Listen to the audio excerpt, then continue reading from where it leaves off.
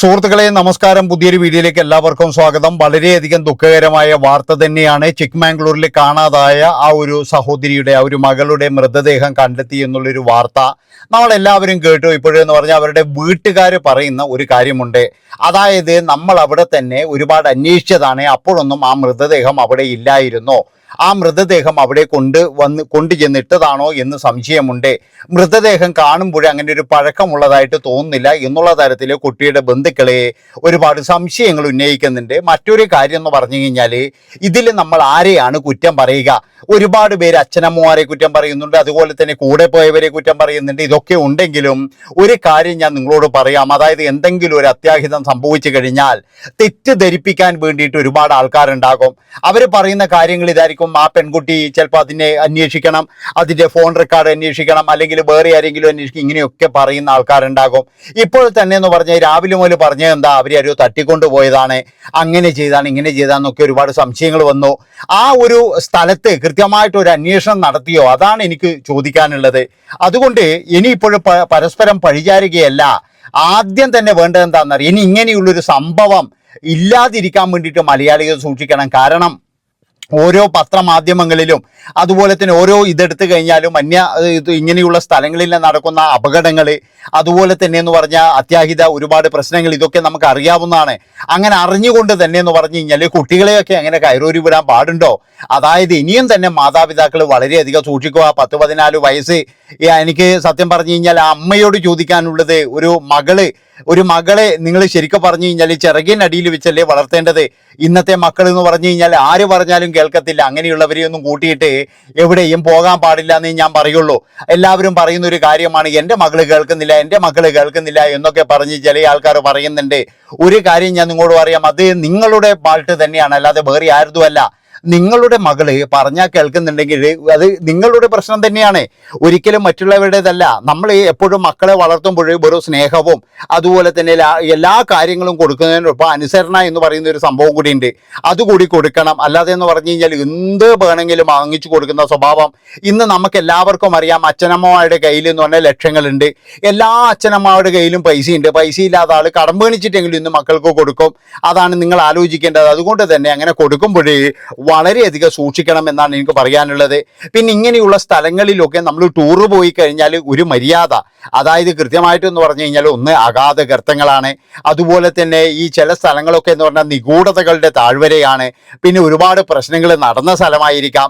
അതുപോലെ തന്നെ എന്ന് പറഞ്ഞാൽ ഇനിയിപ്പോൾ കാടുകളിൽ കാണാതാകുന്ന ആൾക്കാരുടെ എണ്ണം കൂടിക്കൂടി വരികയാണ്. ഒരു 2-3 ദിവസം മുമ്പ് ഇതുപോലെ തന്നെ കൂർഗ വനനിരകളിൽ കാണാതായ ശരണ്യ എന്ന് പറയുന്ന ഒരു 4 ദിവസത്തിന് ശേഷമാണ് തിരിച്ചെത്തിയത്. അതുപോലെ തിരിച്ചെത്തും എന്നുള്ളൊരു പ്രതീക്ഷ തന്നെയായിരിക്കാം ഈ അച്ഛനമ്മമാർക്ക് ഉണ്ടായിരുന്നത്. അതുകൊണ്ട് തന്നെ എന്ന് പറഞ്ഞാൽ വീണപ്പോൾ തന്നെ എന്ന് പറഞ്ഞാൽ ചിലപ്പോൾ അവർക്ക് തെരച്ചിൽ നടത്താൻ കഴിഞ്ഞിട്ടുണ്ടാവില്ല. എൻ്റെ ഒരു സംശയം എന്ന് പറഞ്ഞു കഴിഞ്ഞാൽ അവിടുന്ന് ആ പെൺകുട്ടി വീണു, അത് കഴിഞ്ഞതിന് ശേഷം എന്ന് പറഞ്ഞാൽ ഇവർ പോയിട്ട് നോക്കിയപ്പോഴേ കാണാൻ കഴിഞ്ഞില്ല. അങ്ങനെ 4 ദിവസം എന്ന് പറഞ്ഞു കഴിഞ്ഞാൽ ഇവർ എവിടെയായിരുന്നു? അതാണ് എനിക്ക് ചോദിക്കാനുള്ളത്. നമ്മളൊക്കെ ഈ വിവരം അറിയുന്നത് എന്ന് പറഞ്ഞു കഴിഞ്ഞാൽ കൃത്യമായിട്ട് ഞാനൊക്കെ അറിയുന്നത് 4 ദിവസം മുമ്പ് ഒരു വാർത്ത കണ്ടിരുന്നു. പിന്നെ അതിനെ പറ്റിയിട്ടൊരു ഫോളോ അപ്പോ കാര്യങ്ങളോ ഒന്നും ഉണ്ടായിട്ടില്ല. ഞാൻ കന്നഡ മാധ്യമങ്ങളൊക്കെ നോക്കുമ്പോൾ അതിൻ്റെ അകത്ത് ചില കാര്യങ്ങളൊക്കെ ഉണ്ടായിരുന്നു. പക്ഷെ ഇന്നാണ് മലയാള മാധ്യമങ്ങൾ ഇത് ഏറ്റെടുത്തത് എന്നാണ് എനിക്ക് തോന്നുന്നത്. ഇന്ന് രാവിലെയോട് കൂടിയിട്ടാണ് മലയാള മാധ്യമങ്ങൾ ഇത് ഏറ്റെടുത്തിരിക്കുന്നത്. അതുപോലെ തന്നെ എന്ന് പറഞ്ഞു കഴിഞ്ഞാൽ ഈ 4 ദിവസം മലയാള മാധ്യമങ്ങൾ അവിടെ പോയിട്ട് തമ്പടിച്ചിട്ടില്ല. പിന്നെ ചില ആൾക്കാരോ പറയുന്നുണ്ട് ഇതിൻ്റെ അകത്ത് മറ്റേവരൊന്നും അടുപ്പിച്ചേക്കില്ലേ എന്ന് പറയുന്നുണ്ട്. ഒരു കാര്യം ഞാൻ നിങ്ങളോട് പറയാം, അതായത് ആര് തന്നെയായാലും അപകടത്തിൽ പെട്ട് കഴിഞ്ഞാൽ, ഇതുപോലെയുള്ള കൊക്കയാണോ ഇതാണോ അങ്ങനെയുള്ള എന്തെങ്കിലും സ്ഥലത്ത് പെട്ട് കഴിഞ്ഞാൽ നിങ്ങളൊരു കാര്യം ചെയ്യണം. അതായത് അവിടെയുള്ള സംവിധാനങ്ങൾ മാത്രമല്ല, നമ്മുടെ നാട്ടിൽ നിന്നും ഇല്ലെങ്കിൽ നമുക്ക് പരിചയമുള്ള ആരെങ്കിലും ഉണ്ടോ, അവിടെ ഇറങ്ങി നോക്കാൻ കഴിയുന്ന ആരെങ്കിലും ഉണ്ടോ എന്നുള്ള ഒരു സംവിധാനം നമ്മൾ നോക്കണം. അത് നിർബന്ധമായിട്ടും നോക്കണം. എനിക്ക് തോന്നുന്നത് ഒരുപക്ഷെ ഈ ഫാമിലി അവിടെ തന്നെ നിന്ന് അവരുമായിട്ട് സംസാരിച്ച്, പിന്നെ എന്ന് പറഞ്ഞു കഴിഞ്ഞാൽ ഞാൻ പറഞ്ഞല്ലോ കൃത്യമായിട്ടെന്ന് പറഞ്ഞു കഴിഞ്ഞാൽ ഇതിന് ധൈര്യമുള്ള ഒരുപാട് ആൾക്കാരുണ്ട്. അവരെയൊക്കെ വിവരം അറിയിക്കുക തന്നെ വേണം. ഇവിടെ പല ആൾക്കാരും പറയും ഓനെ അറിയിക്കർ ഇവനെ അറിയിക്കർ എന്നൊക്കെയാണ്. പക്ഷേ നമുക്ക് എല്ലാവർക്കും അറിയാം, അവിടെ ചില ദുരന്തങ്ങളൊക്കെ നടന്നപ്പോഴേ അവിടെ മാധ്യമ പ്രവർത്തകർ തമ്പടിക്കുകയും ഈ വാർത്ത അപ്പോൾ റിപ്പോർട്ട് ചെയ്യുകയും ചെയ്തിരുന്നു. 4 ദിവസമായിട്ട് ഇതൊന്നും കണ്ടില്ലല്ലോ. അതാണ് എനിക്ക് ചോദിക്കാനുള്ളത്. 4 ദിവസമായിട്ട് നമ്മുടെ മാധ്യമ പ്രവർത്തകരായാലും നമ്മുടെ നേതാക്കന്മാരായാലും ഇവരൊക്കെ എവിടെയായിരുന്നു? ശരണ്യ എന്ന് പറയുന്ന ഒരു സഹോദരിയെ കാണാതായപ്പോൾ അപ്പോൾ തന്നെ എന്ന് പറഞ്ഞു കഴിഞ്ഞാൽ മാധ്യമ പ്രവർത്തകർ അവിടെ എത്തുന്നു, അതുപോലെ തന്നെ നേതാക്കന്മാരെത്തുന്നു, കോൺഗ്രസിന്റെ നേതാക്കന്മാർ അങ്ങോട്ടും ഇങ്ങോട്ടും ഒക്കെ വിളികൾ നടത്തുന്നു. ഇതെന്തുകൊണ്ടാണ് ആരും അറിയാതിരുന്നത്? അല്ല, ഇതിന്റെ ഉള്ളിൽ വേറെ എന്തെങ്കിലും നിഗൂഢതയുണ്ടോ? ഇനി കേരളത്തിൽ ഇലക്ഷൻ നടക്കുന്നതുകൊണ്ടാണോ ഇത് പുറത്തുവിടാതിരുന്നത്? അങ്ങനെയുള്ള 100 ചോദ്യങ്ങളാണ് എനിക്ക് ചോദിക്കാനുള്ളത്. എന്തുകൊണ്ടാണ് ഇത് ഇത്രയും ദിവസമായിട്ട് കൃത്യമായിട്ട്, അതായത് മലയാള മാധ്യമങ്ങളോടെ തന്നെയാണ് എനിക്ക് ചോദിക്കാനുള്ളത്, നിങ്ങൾ എന്തുകൊണ്ട് ഇത് റിപ്പോർട്ട് ചെയ്തില്ല? സാധാരണ എന്ന് പറഞ്ഞു കഴിഞ്ഞാൽ ഇങ്ങനെ ഒരു കേസൊക്കെ വന്നു കഴിഞ്ഞാൽ നിരന്തരമായിട്ട് അരുൺ കുമാറിന്റെ ഒരു വണ്ടി സങ്കേതം, ഒരു 4-5 വണ്ടികൾ തന്നെ ഇവിടെ കാണാറുണ്ട്. ഇന്ന് എന്ന് പറഞ്ഞ് ഈ 4 ദിവസമായിട്ട് അരുൺ കുമാറിനെയും ആ ഒരു പരിസരത്ത് കണ്ടിട്ടില്ല. ഇന്നലെയും മിഞ്ഞാന്നൊക്കെ എന്ന് പറഞ്ഞാൽ നമ്മളെല്ലാവരും ഈ ഇലക്ഷന്റെ പുറകെ തന്നെ ആയിരുന്നല്ലോ. എന്തുകൊണ്ട് ഇതൊന്നും ഇന്നലെയും മിഞ്ഞാന്നൊന്നും ഒരു ചർച്ചയാക്കിയില്ല? ഒരു പക്ഷേ അന്ന് തന്നെ മാധ്യമങ്ങളും എല്ലാവരും ഇടപെട്ട് ഇതൊരു വലിയ വാർത്തയാക്കിയിട്ടുണ്ടെങ്കിൽ അവിടെ ഇറങ്ങാനും ഇറങ്ങി നോക്കാനൊക്കെ ഒരുപാട് ആൾക്കാരുണ്ടാകുമായിരുന്നു. അതുമാത്രവുമല്ല, ഇന്ന് നമ്മൾ രാവിലെ വാർത്ത കാണുമ്പോൾ വടമൊക്കെ കൊണ്ടുവരുന്നതേ ഉള്ളൂ, ആരും തെരച്ചിൽ തുടങ്ങിയില്ല. 4 ദിവസം കഴിഞ്ഞു. അതാ നിങ്ങൾ ആലോചിക്കേണ്ടത്. അതായത് ഒരു പക്ഷേ എന്ന് പറഞ്ഞാൽ ഇനിയിപ്പോഴേ അവിടുന്ന് വീണത് തന്നെ ആയിക്കോട്ടെ, വീണിട്ട് ചിലപ്പോൾ അബോധാവസ്ഥയിലായിരിക്കാം, ഇല്ലെങ്കിൽ എന്ന് പറഞ്ഞു കഴിഞ്ഞാൽ മരിച്ചിട്ടുണ്ടാവില്ല വീണപ്പോൾ തന്നെ. അങ്ങനെയൊക്കെ എന്ന് പറഞ്ഞു കഴിഞ്ഞാൽ ജീവൻ രക്ഷിക്കാനുള്ള 4 ദിവസമാണ് നമ്മൾ വേസ്റ്റാക്കിയെന്ന് ഞാൻ പറയുള്ളൂ. അതിലെന്ന് പറഞ്ഞു കഴിഞ്ഞാൽ എല്ലാവർക്കും പങ്കുണ്ട്.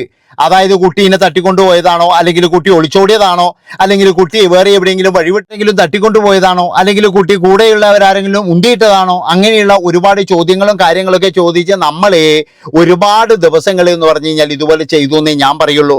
ആ ഒരു ഗോൾഡൻ ചാൻസ് തന്നെയാണ് നമ്മൾ എല്ലാവരും മിസ്സാക്കിയത്. കൃത്യമായി പറഞ്ഞു കഴിഞ്ഞാൽ ഇതിന്റെ പുറകിൽ കുറച്ചുകൂടി ഉഷാറായിട്ട് നോക്കിയിരുന്നുവെങ്കിൽ ഒരു പക്ഷേ എന്ന് പറഞ്ഞു കഴിഞ്ഞാൽ നമുക്കറിയില്ലല്ലോ, ആ വീണപ്പോൾ തന്നെ മരിച്ചിട്ടുണ്ടാകുമോ, അല്ലെങ്കിൽ പിറ്റേ ദിവസമാണോ മരിച്ചത്? 3-4 ദിവസം എന്ന് പറഞ്ഞ് നിങ്ങളൊന്ന് ആലോചിച്ച് നോക്ക്. അതായത് 4 ദിവസമൊക്കെ അതിന് ഭക്ഷണം ഉണ്ടാവില്ല, വെള്ളം ഉണ്ടാവില്ല, ഇനി വീണപ്പോൾ തന്നെ മരിച്ചു എന്ന് പറയാൻ പറ്റൂല. അതുപോലെ തന്നെ എന്ന് പറഞ്ഞാൽ അച്ഛനമ്മമാർ പറയുന്നത് എന്താ, ഇപ്പൊ മൃതദേഹം അവിടെ കൊണ്ടുവന്ന് ഇട്ടതാണെന്ന് പറയുന്നു, മൃതദേഹത്തിന് പഴക്കമില്ല എന്ന് പറയുന്നു. അതൊന്നും നമുക്ക് വിശ്വസിക്കാൻ കഴിയില്ല. കാരണം എന്താണെന്ന് വെച്ചാൽ ഇനി അങ്ങനെ എന്തെങ്കിലും സംഭവം ഇവിടെ നടന്നിട്ടുണ്ടോ നമുക്കൊന്നും അറിയില്ല, നമുക്ക് ആർക്കും അറിയില്ല. ഞാൻ അതാ പറഞ്ഞത്, നിഗൂഢതയുടെ താഴ്വരകളുള്ള ഒരുപാട് സ്ഥലങ്ങളുണ്ട്. അവിടെയൊക്കെ കുഞ്ഞുങ്ങളും ഫാമിലിയൊക്കെ ആയിട്ട് പോകുമ്പോൾ നമ്മൾ വളരെയധികം സൂക്ഷിക്കണം. നമ്മൾ ഈ വന്യമൃഗങ്ങളും കാരണങ്ങളൊക്കെ ഉള്ള സ്ഥലങ്ങളിലൊക്കെ എന്തിനാണ് ഈ കുഞ്ഞുങ്ങളെയും കൊണ്ട് പോകുന്നത്? അവരൊക്കെ വലുതായിട്ട് പോയാൽ പോരെ? ചില ആൾക്കാർക്കൊക്കെ കാടിന്റെ നടുക്ക് പോയി കഴിഞ്ഞാൽ മാത്രമേ താമസം ഉറക്കം കിട്ടത്തുള്ളൂ. അതൊക്കെ ശരി തന്നെയാണ്. ഞാൻ പറഞ്ഞല്ലോ, ഇതുപോലൊരു ദുരന്തം വന്നു കഴിഞ്ഞാൽ എന്ന് പറഞ്ഞാൽ ഒരു മനുഷ്യന്മാർ പോലും ഉണ്ടാവില്ല. അത് എന്ന് പറഞ്ഞു കഴിഞ്ഞാൽ കൃത്യമായിട്ട് ആ കുടുംബത്തിന് പോയി എന്നേ എനിക്ക് പറയാനുള്ളൂ. അതുകൊണ്ട് തന്നെ എന്ന് പറഞ്ഞാൽ ടൂർ ആയാലും എവിടെയായാലും പോകുമ്പോഴെന്ന് പറഞ്ഞു കഴിഞ്ഞാൽ വളരെയധികം ശ്രദ്ധിക്കുക. അതുപോലെ തന്നെ എന്ന് പറഞ്ഞാൽ അവിടെയൊക്കെ ഉണ്ടാകാവുന്ന ചില അത്യാഹിതങ്ങളും കാര്യങ്ങളും, ചില ആൾക്കാരൊക്കെ എന്ന് പറഞ്ഞാൽ വെള്ളച്ചാട്ടം കാണാൻ പോകും. അവിടെ വെള്ളം വരുമ്പോഴെന്ന് പറഞ്ഞാൽ ഏത് സമയത്താണ് വെള്ളം വരുന്നത്, അല്ലെങ്കിൽ എപ്പോഴാണ് വരുന്നത് ഒന്നും പറയാൻ പറ്റൂല. ചിലപ്പോഴും നമ്മൾ നിന്ന നിൽപ്പിലായിരിക്കും, നമ്മൾ കാണുന്നില്ലേ? അതായത് മഹാരാഷ്ട്രയിലും അങ്ങനെയുള്ള സ്ഥലങ്ങളിലൊക്കെ നമ്മൾ കാണുന്നില്ലേ, ഒരു ഫാമിലി മുഴുവൻ ഒഴുക്കിൽപ്പെട്ട് മരിച്ചൊക്കെ നമ്മൾ കണ്ടതല്ലേ?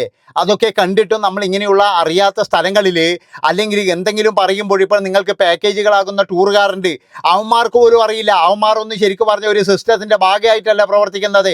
അല്ലെങ്കിൽ തന്നെ എന്ന് പറഞ്ഞാൽ 40 ആൾക്കാർ പോയിട്ടുണ്ടെങ്കിൽ അതിൻ്റെ പൂർണ്ണ ഉത്തരവാദിത്വം എന്ന് പറഞ്ഞാൽ ടൂറുകാരൻ തന്നെയാണ്.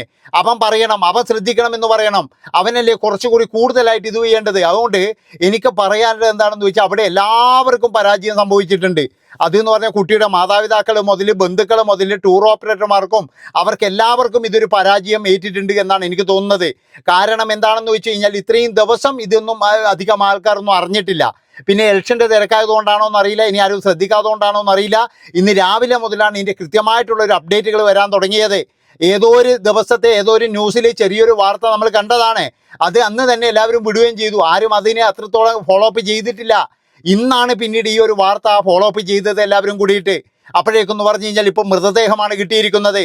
നമുക്ക് പോയിരിക്കുന്നത് ഗോൾഡൻ ചാൻസുകളായിരുന്നു. ഒരു 2-3 ദിവസം, അതായത് ഒരു 3 ദിവസം മുന്നേ ആണെങ്കിൽ ചിലപ്പോഴെന്ന് പറഞ്ഞാൽ ജീവനോടുകൂടി തിരിച്ചു കിട്ടുമായിരുന്നു.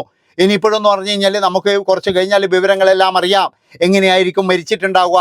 അതുപോലെ തന്നെ എന്ന് പറഞ്ഞാൽ ഇനി ആരെങ്കിലും കൊണ്ട് ഇട്ടതാണോ, ഇനി അതല്ല ഇനി വല്ല ഭയപ്പെടുത്തിയിട്ട് ഏതെങ്കിലും ടീമുകൾ എന്തെങ്കിലും ചെയ്തതാണോ, ഇതൊക്കെ നമുക്കറിയാം. അറിയാതെയൊന്നും ഇരിക്കത്തില്ല.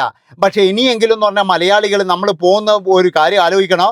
എവിടെയെങ്കിലും പോയിട്ട് നമ്മുടെ നാട് പോലെയല്ല മറ്റുള്ള സ്ഥലങ്ങളിൽ, നമ്മുടെ നാട്ടിലായാലും വെള്ളച്ചാട്ടത്തിലൊക്കെ വെക്കുമ്പോൾ വളരെയധികം സൂക്ഷിക്കണം. മറ്റുള്ള സ്ഥലങ്ങളിൽ പോയി കഴിഞ്ഞാൽ അവിടെ എന്താണ് സംഭവം എങ്ങനെയാണെന്നും നമുക്കറിയില്ല. കൊടും കാടിലൊക്കെ ഫാമിലി ആയിട്ട് പോകുമ്പോഴൊന്ന് ശ്രദ്ധിക്കണോ. എന്തിനാ ഇങ്ങനെയുള്ള സ്ഥലത്ത് പോകുന്നത്? അതല്ലേ എനിക്ക് ചോദിക്കാനുള്ളത്. വേണമെങ്കിൽ ഒറ്റയ്ക്ക് പോയിക്കൂടെ? ഈ മക്കളെയും എല്ലാവരെയും വിളിച്ചു കെട്ടി കൊണ്ടുപോകണമെങ്കിൽ. ഇനിയും തന്നെ മലയാളികൾ ശ്രദ്ധിക്കും ഒരു നിമിഷമെങ്കിലും. എത്രയായി ഈ കേസുകൾ ഇങ്ങനെയൊക്കെ വരുന്നത്? എത്ര കേസുകളാണ് ഇങ്ങനെ? എന്തിനാ വെറുതെങ്കിലും സ്വന്തം ആ ഒരു സന്തോഷം നശിപ്പിക്കുന്നത്? എന്തിനാണ്?